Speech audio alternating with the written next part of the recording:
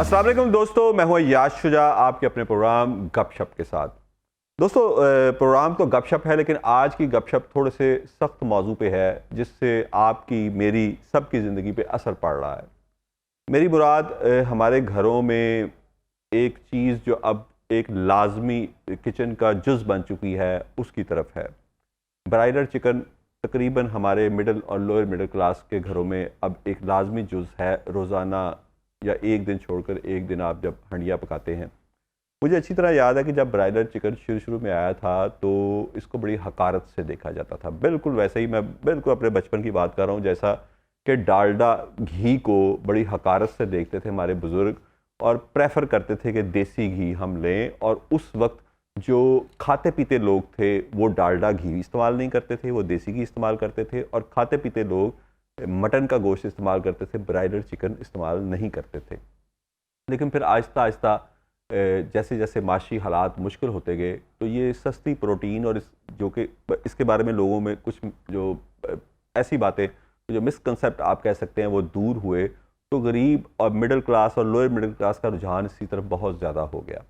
और मैंने फिर अपनी ज़िंदगी में ही देखा कि अशरों में इसकी जो डिमांड और खपत है वो मटन बीफ की निस्बत मेरा ख्याल है दुगनी तिगनी हो चुकी है। मेरे पास पैनल में कुछ लोग मौजूद हैं जो अदाद शुमार के साथ बता सकेंगे, लेकिन ये मेरा ख्याल है कि जिस तरह हम जब शॉपिंग करने जाते हैं और आजकल के बच्चे तो उनसे ना आप बड़ी मुश्किल से आप उन्हें मटन या बीफ खिला सकते हैं, उनका सारा जोर ही ब्रायलर चिकन पे होता है।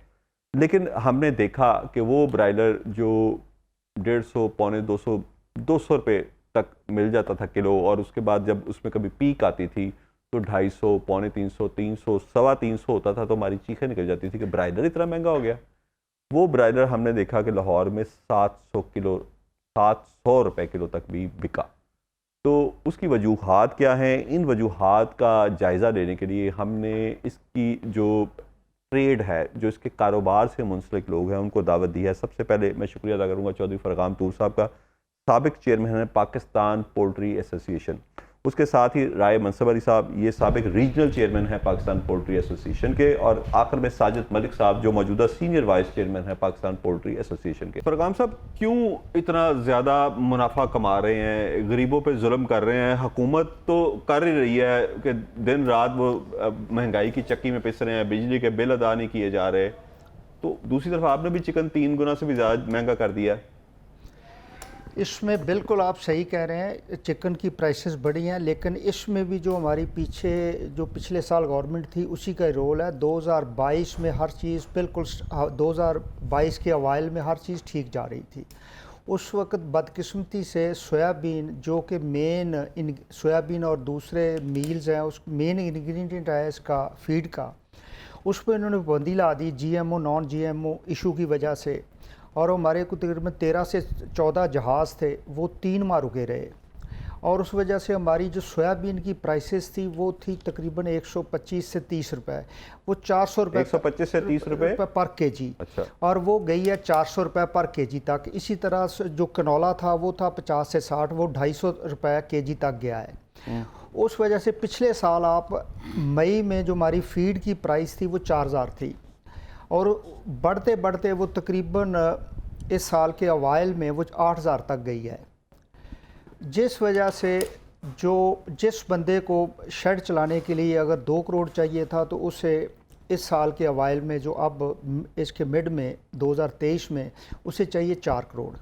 जिस वजह से हमारे 40% शेड बंद पड़े हैं, और बंद पड़े हैं वो लॉसेस की वजह से, क्योंकि हमारी कॉस्ट ऑफ प्रोडक्शन डबल से भी ज़्यादा हुई है। बिजली के बिल जो दूसरे देखें, और हमने हर प्लेटफॉर्म पे वज़ीर आज़म से और जो एनवायरनमेंट के मिनिस्टर थे उनसे और श्री रहमान साहबा से, सभी से मुलाकात की है कि हमारा ये इशू फौरी तौर पे हल करें।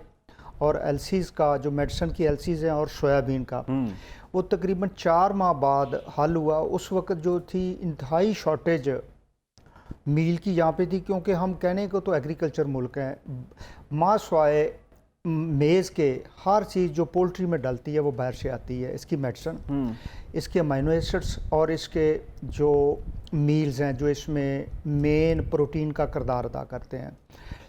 बकई के अलावा हर चीज़ बाहर से आती है। और उस वजह से हमारी जो प्राइस है वो तकरीबन डबल हुई है। डबल होने की वजह से काफ़ी जो फॉर्म्स हैं वो बंद हुए हैं, कंपनीज भी डिस्टर्ब हुई हैं, और इस वक्त भी फार्मर जो है वो इतना इस रेट पे भी 600 650 मुर्गी बेच के कंफर्ट नहीं है। और मेरी अपील यही कि आज तक भी जो है वो सोयाबीन का मसला हल नहीं हुआ।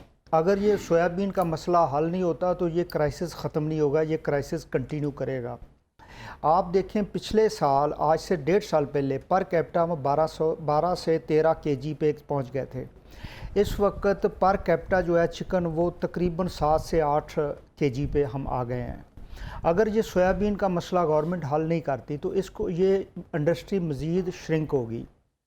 और इसमें यही है कि सोयाबीन का मसला हल किया जाए, बिजली के बिलों का मसला हल किया जाए। बिजली के बिलों का मसला तो हल नहीं होगा, वो तो IMF ने कह दिया किसी किस्म की चलो कोई कम सब्सिडी- से कम जो है वो बाहर से डॉलर है उसको हम नहीं कंट्रोल कर सकते, वो ठीक है जो भी ऊपर नीचे है। लेकिन जो चीज़ें बाहर देखें, अगर बाहर से हम LC खोल के सोयाबीन और दूसरी चीज़ें वाफर मिकदार में आती तो 20-25% हमारी जो है कॉस्ट वो फीड की कम होती है।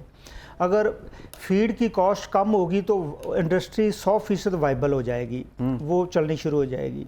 फौरी तौर पे हुकूमती अरबाब कार हमारी मीटिंग्स अब भी हो रही हैं। पिछले हफ्ते भी हम जो कंसर्न मिनिस्टर थे लाइफ स्टॉक के उनसे भी मुलाकात हुई, उन्होंने कहा भी क्या हो सकता है, उसमें ये मीटिंग की। लेकिन हासिल बहस यही है कि इसमें कोई भी बंदा तवज्जो नहीं दे रहा। ये हमारी एक गरीब आदमी की खुराक है, अंडा और मुर्गी, जो कि हम समझते थे कि आज से देखें मुर्गी ने इतना एफिशिएंट काम किया। आज से 20 साल पहले ये जो बीफ मटन के बराबर थी, फिर ये कम होकर बीफ के बराबर हुई, फिर बीफ से आधी कीमत पे आम आदमी को मिली, अब ये बीफ के तकरीबन बराबर है। और अगर इसी तरह ये अरबाब कार इस पे तवज्जो ना दे तो शायद हो सकता है मटन और बीफ के दरमियान में चली जाए। फौरी तौर पे इस पे हमारे साथ वो बैठें, जो इसके मसाइल हैं उसको हल करें। ये मटन और बीफ के दरमियान का तो ये आप कह रहे हैं फिर ये 1600-1700 रुपये किलो हो जाएगी, यानी कि 1200-1400 पे जा सकती है अगर सोयाबीन का मसला और ये हल मसले नहीं होते। ठीक है। इसमें हमारे तकरीबन हम प्रोड्यूस कर रहे थे आज से 2 साल पहले कुछ 14 से 15 करोड़ चूज़ा, जिसका तकरीबन 30 से 32 करोड़ केजी पाकिस्तान में हर महीने प्रोड्यूस हो रहा था। अब 18 से 20 करोड़ जो है ना वो केजी वो हम प्रोड्यूस कर रहे हैं। इसी तरह चिकन के अलावा आपने वो अंडे की बात नहीं की, अंडा भी आम आदमी की पहुंच से दूर है। बिल्कुल। उसका तकरीबन एक बैग जो है वो 7000 रुपये का है। वो पहले आज से 2 साल पहले जो मुर्गी थी वो तकरीबन, अब एक अगर आप लाख मुर्गी डालते हैं तो आपको 13 से 14 करोड़ रुपये चाहिए। वो तकरीबन पहले जो थी वो 6 से 7 करोड़ पे वो मुर्गी पल जाती थी। अब लोगों के पास इतनी इन्वेस्टमेंट ही नहीं है कि वो 15-16 करोड़ रुपये लगा के 1 लाख मुर्गी को वो आगे शेड, और उसके अलावा सिर्फ ये उसकी रनिंग कॉस्ट है, जो रेनिंग कॉस्ट है डे फर्स्ट से लेके आगे शेड को डालेंगे तो वो तो 30 से 40 करोड़ पे चला जाएगा 1 लाख जो लेयर की मुर्गी है। वो भी अंडा भी जिस तरह फरावानी से लोगों को मिलना चाहिए वो नहीं मिल रहा। 20, 22, 24 का आप अंडा देख रहे हैं, अभी गर्मियाँ हैं। वो उसकी वजह सिर्फ़ और सिर्फ यही है कि हमारी जो सोयाबीन का क्राइसिस है वो हल नहीं हो रहा, और पीछे 6 माह मेडिसन का भी मसला हल नहीं हुआ। 6 माह पूरा, अब थोड़ी सी तवातर से मेडिसन आनी शुरू हुई है आज से कोई तकरीबन 2.5-3 माह पहले। मेडिसिन के बारे में साजिद मलिक साहब, वो क्या इशू था, मेडिसिन क्यों नहीं हमारे पास आ रही हैं, और अब आ रही हैं या वो भी क्राइसिस चल रहा है? पहले तो सर आपको बहुत शुक्रिया कि आपने हमें अपने प्रोग्राम में इनवाइट किया। जो इस वक्त हार्ड इशू चल रहा है हमारी इंडस्ट्री के हवाले से, उस पर आपने हमें बात करने का मौका दिया। मेडिसन का प्रॉब्लम ये आ रहा है कि 2013 तक हमारी मेडिसन जो क्लियर हो रही थी उसे सेल टैक्स और सारा कुछ डाल के तकरीबन कोई 30-35% उस पर आ रहे थे एक्सपेंस टैक्स और वो सारा कुछ। गवर्नमेंट बढ़ाते बढ़ाते अभी इस टाइम तकरीबन हमारी कोई 45% तक जो है उसकी वो चली गई है कास्ट। दूसरा, गवर्नमेंट ने पीछे एक हमारे साथ इशू खड़ा किया था कि जी आपने अपनी प्रोडक्ट को रजिस्टर्ड करवाना है। वो हमारे लिए बहुत बड़ा प्रॉब्लम था कि उन्होंने कहा न्यूट्रिशन की जितनी प्रोडक्ट है सारी आप रजिस्टर्ड करवाएंगे, जबकि पूरी दुनिया में किसी जगह पे भी न्यूट्रिशन की प्रोडक्ट रजिस्टर्ड नहीं होती। एंटीबायोटिक तो आप कोई भी मंगवाए उसके लिए तो उसकी डोजी और ये वो सारा कुछ होता है, वो था। लेकिन वो फिर हमारा उसमें थोड़ा सा प्रॉब्लम ये आया, हमने कंपनियों को लेकर, कंपनियों ने वहाँ से डॉक्यूमेंट्स भेजे जो हमारा यहाँ पे हेड डिपार्टमेंट था इस्लामाबाद, उन्होंने काफ़ी उसको स्टिक कर दिया, उस वजह से भी हमें ये प्रॉब्लम आया। तीसरी चीज़ जो हमारा डॉलर है, डॉलर की वजह से जो एंड कंज्यूमर पे हमारी मेडिसन की कास्ट जा रही थी, वो एंड कंज्यूमर उस कास्ट पे हमें यहाँ पे कास्ट आ रही है मेडिसन। तो वो जो मुर्गी के मतलब इफेक्ट आया है, जैसे कि हमारी वैक्सीन है या फीड एडिटिव हैं, जैसे चौधरी साहब ने भी बताया है, फीड एडिटिव हैं, ये सारे के सारे हम बाहर से इंपोर्ट करते हैं। तो वो जब आपकी इंपोर्ट पे इस तरह के ये सारे एक्सपेंस डाल के जब आएगा तो डेफिनेटली मुर्गी की जो प्राइसेस है वो भी ऊपर जाएंगी, क्योंकि कास्ट जो बढ़ती जाएगी तो मुर्गी पे सारी जानी है। इससे हमने गवर्नमेंट से यही रिक्वेस्ट की थी कि आप हमें जो हमारा रजिस्ट्रेशन का प्रोसेस है उसको इजी किया जाए, और दूसरा जो हमारे टैक्सेस हैं जैसे सेल टैक्स या कुछ, उस पे डॉलर की वजह से हमें कुछ रिलीफ दिया जाए, जो कि हमने पास ऑन इंडस्ट्री को ही करना है, उससे कास्ट थोड़ी सी कम होगी। तूर साहब मुझे ये बताएं कि आपके तो मुज़ाकरात होते रहे तारिक बशीर चीमा साहब से भी और बड़े बड़े जो वज़रा थे उनसे भी, आपने साग डार साहब से भी मुज़ाकरात का मुतालबा किया था, तो उन मुज़ाकरात में कहीं पे ये बात नहीं हुई कि हम एग्रीकल्चर बेस्ड कंट्री हैं और ये सोयाबीन और कैनोला क्यों नहीं हम उगा रहे? चले मेडिसिन के बारे में तो मैं मान लेता हूँ कि हमारे पास इतनी सलाहियत ही नहीं है, लेकिन हम ये चीज़ें पाकिस्तान में भी तो उगा सकते हैं। नहीं, इसमें हमारी तजवीज़ ये थी और गवर्नमेंट भी कन्विंस थी कि पैरेलल काम करना चाहिए। एक तो हमें 3 से 4 से या 5 साल का एक ऐसा प्रोग्राम दें कि जिसमें हम जो मील्स हैं उसमें खुद कफील हों। उसमें ये एडवांटेज होगा कि हमारा जो खुर्दनी तेल है वो भी सस्ता हो जाएगा, और लाखों डॉलर जो वहाँ पे इस्तेमाल हो रहे हैं खुर्दनी तेल पे और सोयाबीन मील पे, क्योंकि जो सोयाबीन है इसकी जो बेस है ये हम टोटल पोल्ट्री में इस्तेमाल नहीं कर रहे हैं, लार्ज एनिमल में और फ़िश जो की फ़ीड बन रही है उसमें भी सोयाबीन इस्तेमाल हो रही है और दूसरे मील्स उसकी खली इस्तेमाल हो रही है, और जो इसमें तेल निकलता है वो हम खुर्दनी तेल इस्तेमाल करते हैं। और दूसरा लेकिन बदकिस्मती ये थी कि उसमें अगर एक मिनिस्ट्री के पास जाते थे तो 2 वोटों पे वो गवर्नमेंट खड़ी होती थी, दूसरी पे जाते थे तो 2 वोटों पे वो खड़ी होती थी। तो किसी ने, हालांकि वो वज़ीर आज़म जो थे हमारे वो बिल्कुल कंसर्न थे, उन्होंने कमेटी भी बनाई जिसके एहसन इकबाल साहब उसको हेड कर रहे थे। वो बिल्कुल कन्विंस थे कि फौरी तौर पर सोयाबीन का मसला हल होना चाहिए और प्राइसेस नीचे आनी चाहिए, लेकिन वो ज़ाती अना का मसला बना या बदकिस्मती क्या हुई, अभी तक वो मसला हल नहीं हुआ। हमारी एफर्ट चल रही हैं इस्लामाबाद में उनके साथ, और जो यहाँ पे लाइफ स्टॉक के सेक्रेटरी हैं उन्होंने बड़ा अच्छा ताउन किया है, वो भी समझते हैं कि इसका प्रॉब्लम है, उन्होंने भी समरी बार बार बना के भेज रहे हैं, लेकिन अभी तक इस पे दोनों मराइल पे, एक तो सोयाबीन लोकल काश्त होनी चाहिए ताकि 3-4 साल में हम निकल जाएँ, क्योंकि इंडिया हमारे साथ है, हमारी और इंडिया की जो सॉइल है वो सेम है, वो समुद्र के साथ भी लगती है, डेजर्ट भी है, दूसरा भी है, मैदानी इलाका भी है, और वो खुद कफील हैं सोयाबीन में, और वो खुद कफील हैं इंडिया। अच्छा, हम खुद कफील क्यों नहीं है, ये एक बड़ा अहम सवाल है, और ये मैं राय मनसब अली साहब से ज़रूर पूछूंगा, लेकिन मुझे बार बार ब्रेक का कहा जा रहा है। After a short break.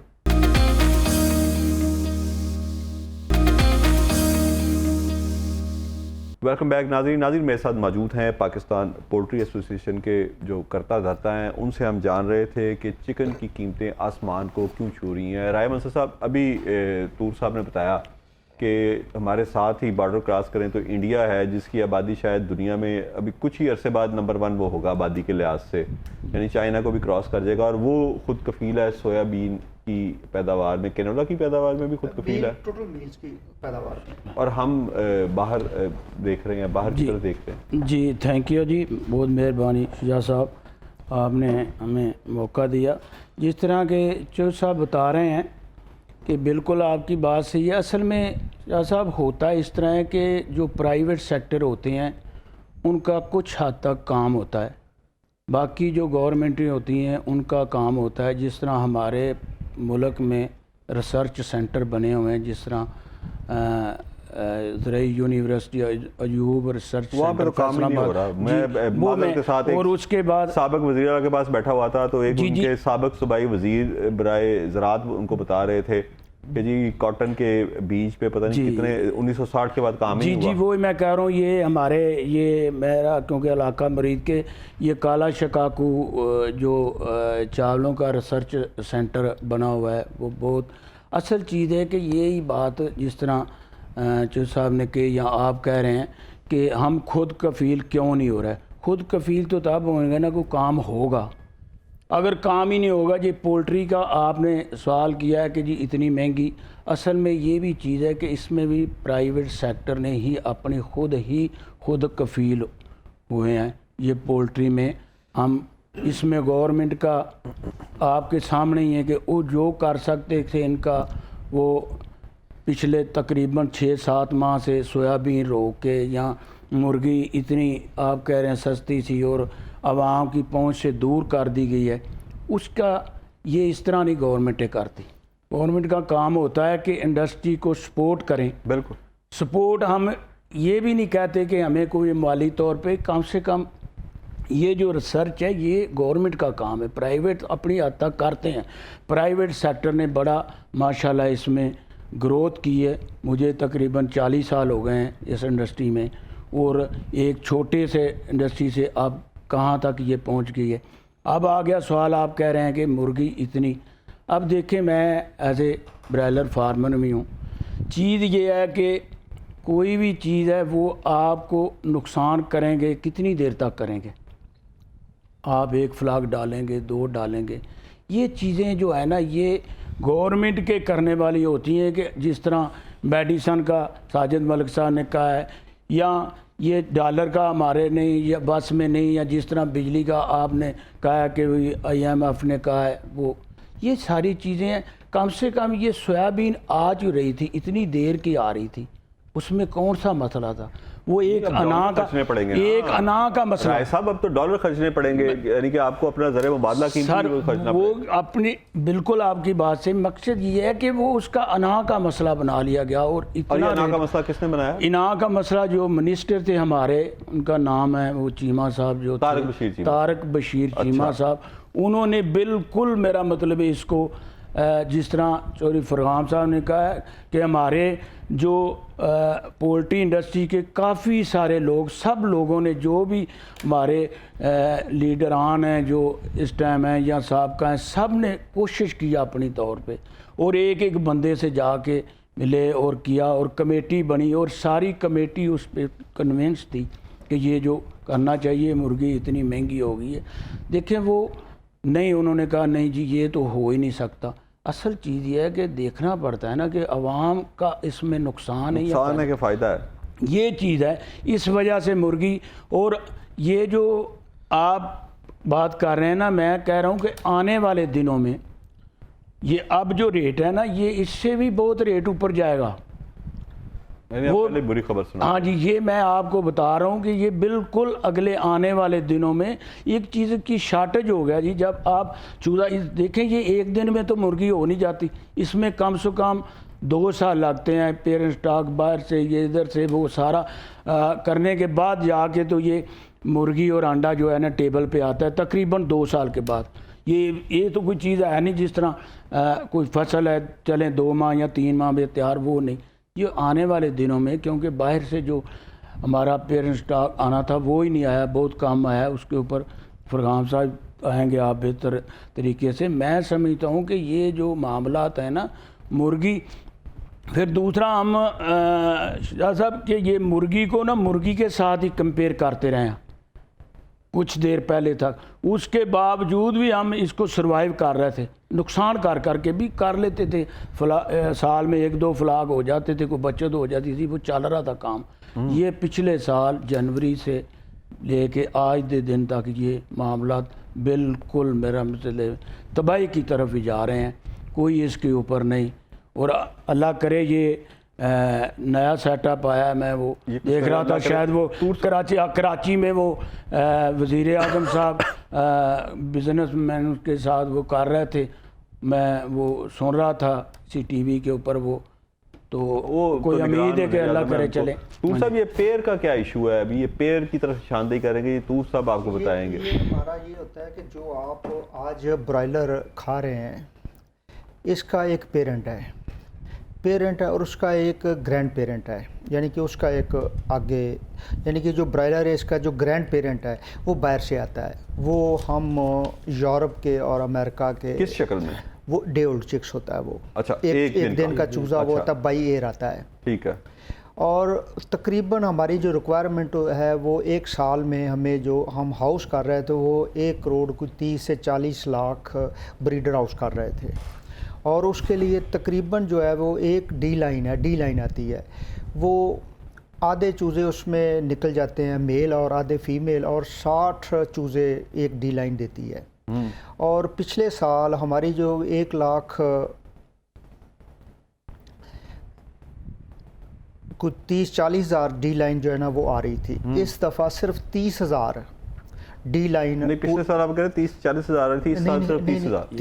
1,30,40,000 जो है ना वो डी लाइन आ रही थी। 1,30,40,000। और अब कितनी आ रही हैं? सिर्फ 30,000 आई है जनवरी से लेके अब तक।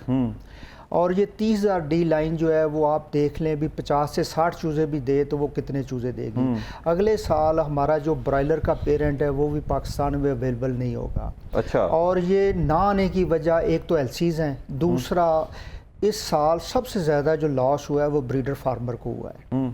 उसके बाद फिर ब्रॉयलर फार्मर ने और लेयर ने और इन्होंने लॉस किया है, और वो पेमेंट्स ही नहीं आई, जिस वजह से वो कंपनीज 4 कंपनीज थी वो अपना एलसीज नहीं खोल सकी और वो नहीं बाहर से मंगा रही। बाहर से कोई चीज़ अब उधार देता ही नहीं है। यहाँ पे भी चीज़ें नकद 2-3 साल में शिफ्ट हो गई हैं, और वो सिर्फ 30,000 डी लाइन आई है। ये हुकूमत को, क्योंकि ये अदाद-ओ-शुमार ऐसे हैं कि आप एयरपोर्ट से बिल्कुल ले सकते हैं। ये हर बंदे को जो सेक्रेटरी लेवल से मिनिस्टर तक है, CM PM, हर बंदे के पास ये डाटा है। मौजूदा जो निगरान हुकूमत है उनसे आपने ये इस बहरान की तरफ इशारा किया है, ये जो डी लाइन का बहरान आ रहा है? जी बिल्कुल। पिछले हफ्ते हमारी मिनिस्टर साहब से यहाँ पे लाहौर ही उनके चैम्बर में मुलाकात हुई है। सेक्रेटरी साहब थे, हमने जब इसको ब्रीफ़ किया उसके बाद सेक्रेटरी साहब जो सेक्रेटरी लाइफ स्टॉक है उन्होंने भी उसको सेकंड किया। उन्होंने कहा भी बिल्कुल ये डाटा है, हमने 6-7 दफ़ा इस डाटे को वफाक को भेजा है कि हमारी जो डी लाइन वो सिर्फ 30,000 आई है, जो कि 25 से 30% हमारी रिक्वायरमेंट पूरी करती है।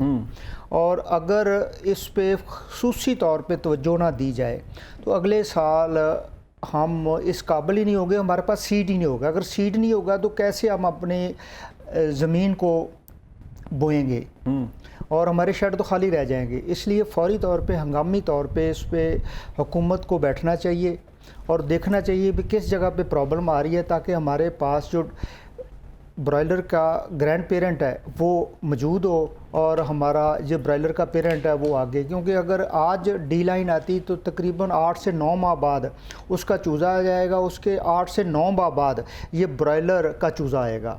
वो 6 से 8 माह उसको लगते हैं।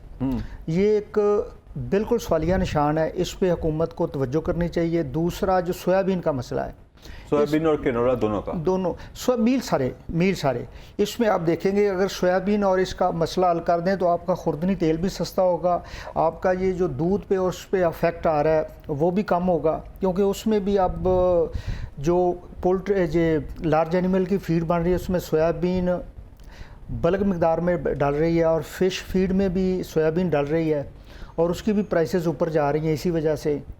और इसी वजह से और रॉ मटेरियल की वजह से। साजिद साहब ये बताइएगा कि कितने लोग इस रोज़गार से वाबस्ता हैं? कभी आप लोगों ने कोई ऐसा सर्वे किया कि इस इंडस्ट्री में कितने लोग जो है इस इंडस्ट्री के साथ जुड़े हुए हैं?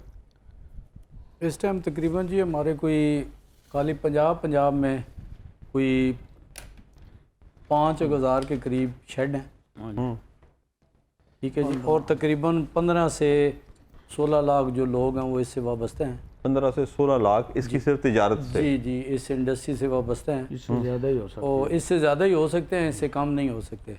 ठीक है। तो जो इस टाइम हमारा जो मेन प्रॉब्लम आ रहा है, जैसे अभी चौधरी साहब ने एक चीज़ की तरफ आपको निशानदेही की है कि अगर सोयाबीन का मसला हल ना हुआ, जो हमारे पोल्ट्री में प्रॉब्लम वो है तो वो है ही, लेकिन इस टाइम लार्ज एनिमल जो है, जो आपका मटन है, मटन भी वो बीफ जो है वो तकरीबन सारा बीफ जो है ना वो 60% चला गया है, जो आपके वनडे पे चला गया है। तो जो बड़ी फीड मिलें हैं वो वंडा भी बना रही हैं काफ़ी क्वांटिटी में। तो अगर उन्हें वनडे की प्राइस भी कम ज़्यादा होगी, कम नहीं होगी, सोयाबीन का प्रॉब्लम हल नहीं होगा, तो डेफिनेटली आपके मटन और बीफ का जो रेट है वो भी ऊपर चला जाएगा। इसके साथ तीसरी चीज़ ये है कि हमारी मुर्गी के रेट की वजह से सारी चीज़ों का कंट्रोल था। क्योंकि मुर्गी का रेट इतना कम था कि आम लोगों की ज़रूरत में वो यूज़ होती थी, जिससे दालें आप ले लें, आप सब्जियां ले लें, आप मटन ले लें, बीफ उससे ले लें, सस्ती होती थी ये। उससे सस्ती थी, लोग कंफर्टेबल थे। अब हमारी मुर्गी की प्राइसेस ऊपर जा रही है और वो हम पर प्राइस ऊपर नहीं कर रहे। हमें तो इसमें कोई खुशी नहीं है कि ये प्राइस ऊपर जा रही है। हम तो ऐसी हमारी इंडस्ट्री थी, हम तो ये कहते थे कि पूरे पाकिस्तान में सबसे सस्ती प्रोटीन हम लोग प्रोवाइड कर रहे हैं, आप लोगों को जो दे रहे हैं। ठीक है जी, हम भी इसमें वो नहीं हैं, हम कंफर्टेबल नहीं हैं। कंफर्टेबल इन द सेंस नहीं कि मैं मेडिसन का बिज़नेस कर रहा हूँ, अगर आधे से ज़्यादा फार्म बंद होंगे तो डेफिनेटली मेरे बिज़नेस पे भी उसका इफेक्ट आएगा। साजिद साहब, मुझे एक ब्रेक का कहा जा रहा है। ब्रेक के बाद हम आपसे, फरगाम साहब से, राय साहब से पूछेंगे कि मसले का हल क्या है, इसकी प्राइस वापस आएगी या मज़ीद ऊपर जाएगी, लेकिन आफ्टर अ शॉर्ट ब्रेक।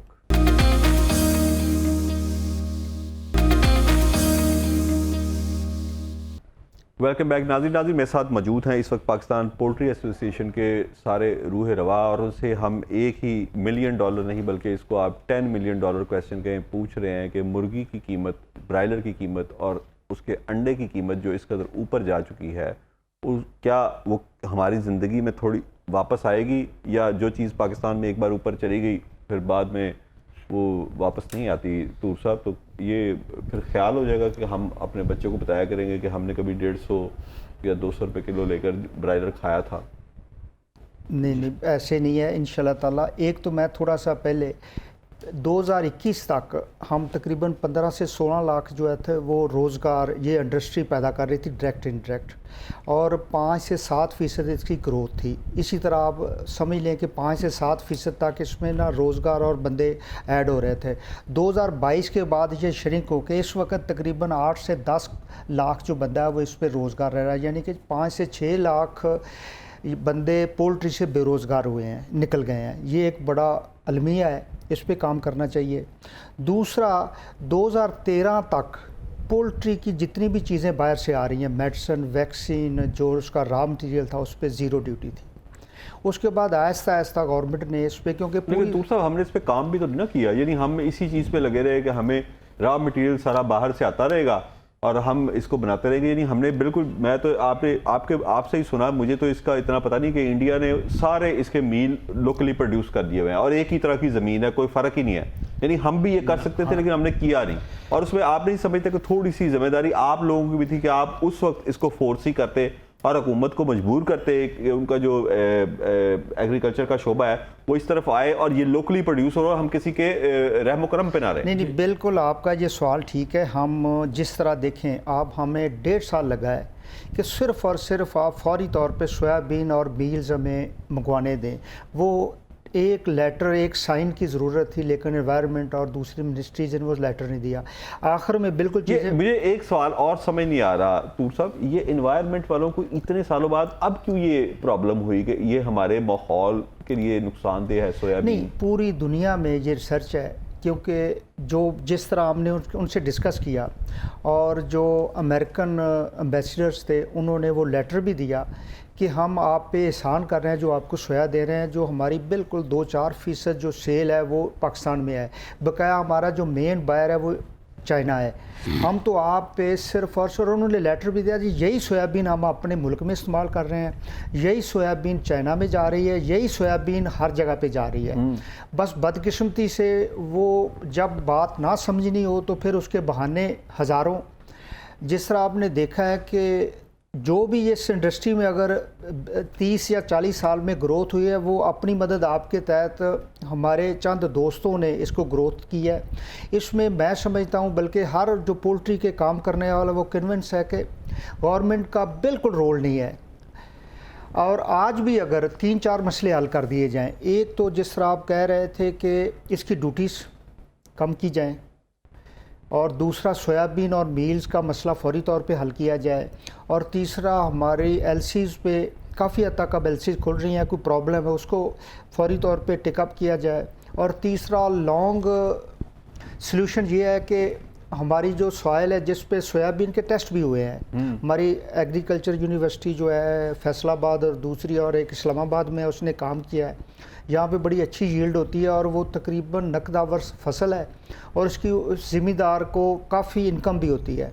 उस पर काम करके उसका सस्ता बीज फराम किया जाए और 3-4 साल में हम जो है वो मील्स में खुद कफील हों, ताकि हम कसीर जो ज़र मुबादला ज़ाया कर रहे हैं वो उससे बचें। तीसरा ये है कि हम आते हैं एग्रीकल्चर में, हमें जो बिजली में टैरिफ है वो एग्रीकल्चर का देना चाहिए। ये भी बाहर हमने कहा कि हमारा जो शोबा है वो एग्रीकल्चर का है, जो वो इंडस्ट्रियल नहीं है। ये अगर हल हो जाते हैं तो इंशाल्लाह ताला हम अगले साल 2-3 साल में इसकी प्राइसेस कम होगी, बढ़ेंगी नहीं। अगर ये मसले हल नहीं होते तो इसकी प्राइसेस बढ़ेंगी और शायद वो इसी तरह जिस तरह आप कह रहे थे अंडा और मुर्गी, वो मटन बीफ से ऊपर जाके मटन के नज़दीक ना चला जाए। और बदकिस्मती ये है कि जिस बंदे को प्रोटीन चाहिए वो प्रोटीन से बाहर हो रहा है। ये हमारे लिए भी एक बड़ी ना अफसोसनाक और बैसियत एक शहरी अलमिया है कि उसको जिसको प्रोटीन की ज़रूरत है वो उसको प्रोटीन मिल नहीं रही। राय साहब ये बताएं कि अगर हम ये पाकिस्तान में 3 से 4 साल, जिस तरह तूर साहब ने बताया ये रोड मैप है, हम सारे ये मील पाकिस्तान में पैदा कर लेते हैं, तो क्या फिर इसकी कीमत में कमी होगी? जी और उस वक्त तक कितनी आप फोर्सी कर रहे हैं, कितनी बढ़ चुकी होगी? आपकी बात बिल्कुल 100% दुरुस्त है। ये देखें जिस तरह के ख़ास करके ये मक्की है, मक्की इस दफ़ा बहुत अच्छी फसल हुई है। देखें वो उसका रेट जो था वो 4000 के करीब था, अब उसका 2200 रुपया रेट है मक्की का। मैं समझता हूँ कि वो भी ज़िमींदार को तो लॉस हो ही रहा होगा। असल चीज़ जो आपने कहा कि रेट इसका नीचे, देखें कोई भी चीज़ है उसकी जब कास्ट ऑफ प्रोडक्शन कम होगी, उसकी कास्ट कम होगी, तो ये पोल्ट्री में कंपटीशन इतना है। जहाँ साहब आप यकीन जाने इसमें खुद ही मेरा बदले मुर्गी जो है वो मुझे कास्ट कम होगी तो मैं भी डालूँगा, ये दूसरा भी डालेगा, तीसरा भी डालेगा। ये मुर्गी जो है ना ये बिल्कुल अपना रेट, ये जब गवर्नमेंट हमें जब भी बुलाती है ना वो इसके ऊपर ये नहीं करती कि मुर्गी ज़्यादा या कम, या वो कहती है कि जी रेट क्यों बढ़ गया है। जब भी होता है ये मेरा, जब भी हमें बुलाते हैं कोई इसके ऊपर, इसकी डेवलपमेंट के ऊपर कोई बात नहीं होती, ये होता है कि जी इसका रेट क्यों बढ़ गया है। असल चीज़ है कि जिस तरह चौधरी साहब बता रहे थे कि ये जो मुर्गी है ना ये कोई हाई स्टैंडर्ड लोग जो है ना वो नहीं खाते, ये दरमियाने तबके के लोग खाते हैं। अब तो हाई स्टैंडर्ड भी खाते हैं। ठीक है, वो बहुत कम खाते हैं। असल चीज़ ये जो नीचे वाले लोग हैं उनके पास अगर ये मुर्गी का इतना रेट ऊपर चला गया, उनकी पहुंच से बाहर चली गई, हमारा कस्टमर निकल जा रहा है, वापस ले के आना वो भी एक इशू है। ये चीज़ें कोई हम इसको अपने तौर पे बिल्कुल भी नहीं करते। देखें ना एक दिन में कितना रेट कम भी हो जाता है, ऊपर भी चला जाता है। अब तो नहीं हो रहा। साजिद मेरे साहब, मेरा आपसे सवाल है कि ये इस पे किस हद तक सच्चाई है? कुछ डॉक्टर्स ये बातें करते भी पाए जाते हैं कि इन ब्रायलर को जब ये चूजे होते हैं इनको स्टीरॉइड देकर जल्दी इनको ग्रोथ की जाती है, क्योंकि मेरे बच्चों ने ये असील देसी चूजे घर में पाले थे, तो वो तो बड़ी देर से उनकी ग्रोथ होती है, यानी कि वो पहले कई माह दरकार होते हैं, जबकि ये शायद आप 28 दिन में तैयार कर लेते हैं। तो क्या इसमें कोई ऐसे मुज़र सेहत स्टीरॉइड्स वगैरह इस्तेमाल होते हैं कि वो कह रहे हैं बच्चों को हार्मोन्स का मसला हो रहा है? देखें जी, पहली बात तो ये है कि ये तो टोटली एक प्रोपेगेंडा है। आप ये देखें कि ये 1875 से ब्रायलर पे काम हो रहा है। इसकी पीछे हमने पूरी हमारी पोल्ट्री एसोसिएशन ने, डॉक्टर करीम भट्टी साहब ने इस पे पूरा एक वो बनाया था, वो दिया था, उस पर पूरा लेक्चर दिया था, जिसमें 1875 से ग्रोथ होते होते यहाँ तक ब्रायलर पहुँचे। कोई स्टीरॉइड्स नहीं दिए जाते। अगर स्टीरॉइड्स दिए जाएं या कुछ किए जाए, हम खुद भी कुछ कहना चाह रहे हैं इस पर। इसमें जो आप देख रहे हैं कि ये 40 से 45 दिन में मुर्गी तैयार होती है, इसमें सिर्फ और सिर्फ 3 चीज़ें हैं। एक तो उसका जेनेटिक पोटेंशियल है, उसको साइंटिस्ट ने इम्प्रूव किया है, और दूसरा मुनासिब एनवायरनमेंट, जो आइडियल एनवायरनमेंट है, जो परिंदे को डे फर्स्ट से लेकर जिस तरह वो हर दिन उसकी ग्रोथ होती है उसको उसी तरह हम एनवायरनमेंट देते हैं। और तीसरा ये है वो उसमें मुतनासिब फीड। टूर साहब मेरा सिर्फ सवाल, क्योंकि टाइम बहुत कम रह गया, मेरा आखिरी सवाल ये है कि एक अगर देसी मेरे घर में चूजे थे ना, अगर एक को पकड़ना है ना, तो मेरा ख्याल है कि 3-4 लोग मिलके भी नहीं पकड़ सकते। ये हरकत नहीं उस तरह करता, उस पर लोग बहुत प्रोपेगेंडा करते हैं कि इसमें जान ही नहीं है। नहीं, जान इसमें है। इसमें ये है कि मैं बिल्कुल सिंपल आपको मिसाल दूंगा। जो आप शालमी चले जाएं, एक शेख जो मुसलसल बचपन से दुकान पे बैठ रहा है, 6 साल बाद उसे कहें ज़रा दौड़ लगाए, वो दौड़ नहीं लगा सके, बल्कि शायद प्रॉपर चल भी ना सके। बिल्कुल। इसकी एक्सरसाइज नहीं होती। वो उसमें डेंस आपने फ्लॉक डाला होता है, वो डिज़ाइन ही नहीं किया गया कि वो एक्सरसाइज करे। और उससे इसकी जो इसमें ग़िज़ाइयत है उसको तो कोई फ़र्क नहीं पड़ता। ग़िज़ाइयत इसकी आप इसको लेबॉर्ट्री भेज दें अंडे को या मुर्गी को, वही ग़िज़ाइयत होगी जो आपकी देसी मुर्गी में है। इसमें कोई फ़र्क नहीं है। कोई फ़र्क नहीं है। फ़र्क नहीं। जिस तरह आप देखें कि आपकी देसी गाय है वो 5 से 6 लीटर दूध दे रही है, और जर्सी गाय है वो अमेरिकन है वो 50 से 60 लीटर दूध दे रही है, बल्कि उसमें प्रोटीन भी ज़्यादा है। प्रोटीन ज़्यादा है, फैट्स कम है। टूर साहब मेरे पास टाइम बिल्कुल अब ख़त्म हो चुका है। बहुत बहुत शुक्रिया आपकी आमद का और कुछ चीज़ें क्लियर करने का। मैंने जो पाकिस्तान पोल्ट्री एसोसिएशन के दोस्तों से बात सुनी और मुझे समझ आई, जो अभी तक शायद हुकूमती जो हमारे अरबाब इख्तियार हैं उनको समझ नहीं आ रही, वो ये है कि अगर फौरी तौर पर सोयाबीन और कैनोला का ये मसला हल ना किया गया और इनकी अद्वियात पे जो टैक्सेस बढ़ाए जा रहे हैं और जो बिजली का रेट इनका बढ़ाया जा रहा है, उसको एग्रीकल्चर इनको टैरिफ ना लगाया गया, तो इसका रेट जो ब्रायलर चिकन है जो कि गरीब की प्रोटीन है, इसका रेट 1200 से 1400 रुपये, राय मनसब साहब ने मुझे कहा कि 1200 से 1400 रुपये तक जा सकता है। यानी इस वक्त तकरीबन ये 600 से 700 रुपये पे फ्लक्चुएट कर रहा है और लोगों की चीखें निकल चुकी हैं। मैंने दुकानों पे ये मनाजर देखे हैं कि कुछ ख़वातीन ऐसी भी आती हैं जो 50-100 रुपया देकर कोई एक पीस उसका उनसे लेके जाती हैं, क्योंकि उन्होंने कुछ काट के भी रखे होते हैं दुकानदारों ने।